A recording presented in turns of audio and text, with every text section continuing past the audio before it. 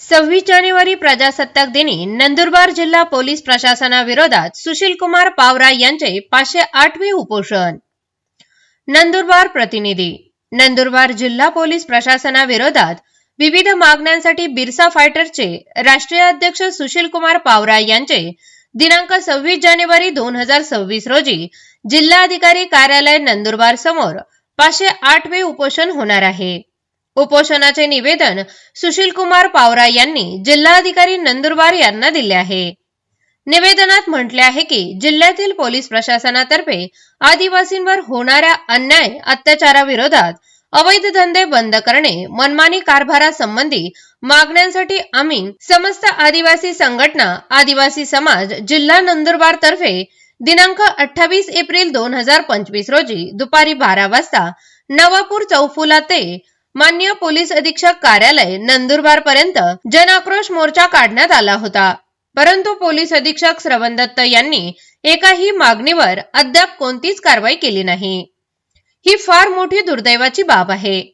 Police कस्टडीत मला जातीवाचक अशील व वाईट शिवीगाळ करून अमानुषपणे मारहाण करणाऱ्या पोलीस अधीक्षक श्रवण दत्त, अप्पर पोलीस अधीक्षक आशुतोष कांबळे, गुन्हे अन्वेषण विभाग नंदुरबार पोलीस निरीक्षक हेमंत पाटील व शहर पोलीस ठाणे नंदुरबार पोलीस निरीक्षक हेमंत कुमार पाटील यांच्यावर अॅट्रॉसिटी, अमानुषपणे मारहाण, जातीवाचक अशील व वाईट शिवीगाळ, जीवे ठार मारण्याचा प्रयत्न, जीवे ठार मारण्याची धमकी, पोलीस पदाचा दुरुपयोग केल्याबद्दल तत्काळ गुन्हे दाखल करून अटक करा व सेवेतून तत्काळ बडतर्फ करा।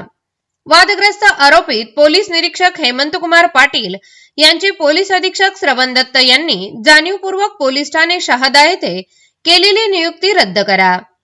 आदिवासी तक्रारदारांनाच पोलीस ठाण्यातील लॉकअपमध्ये बंद करणे, डांबून ठेवणे, आदिवासी व्यक्तींची, आदिवासी महिलांची तक्रार न घेणे तसेच आदिवासींची बाजू घेतल्यास तुमच्यावर बाईचा 354 गुन्हा दाखल करतो अशी धमकी आदिवासी सामाजिक कार्यकर्ते तथा बिरसा फायटरचे राष्ट्रीय अध्यक्ष सुशीलकुमार पावरा यांना निलेश देसले पोलीस निरीक्षक शहादा यांनी दिल्याप्रकरणी निलेश देसले यांच्यावर अनुसूचित जाती व जमाती अत्याचार प्रतिबंधक कायदा 1989 व सुधारित कायद्यानुसार अॅट्रॉसिटीचा गुन्हा दाखल करा।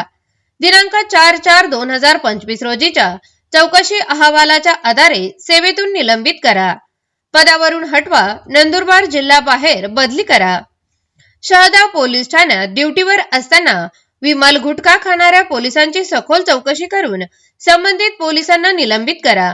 नंदुरबार जिल्ह्यातील सट्टा, मटका, जुगार, दारू, गुटखा, गांजा असे अवैध व्यवसाय बंद करा।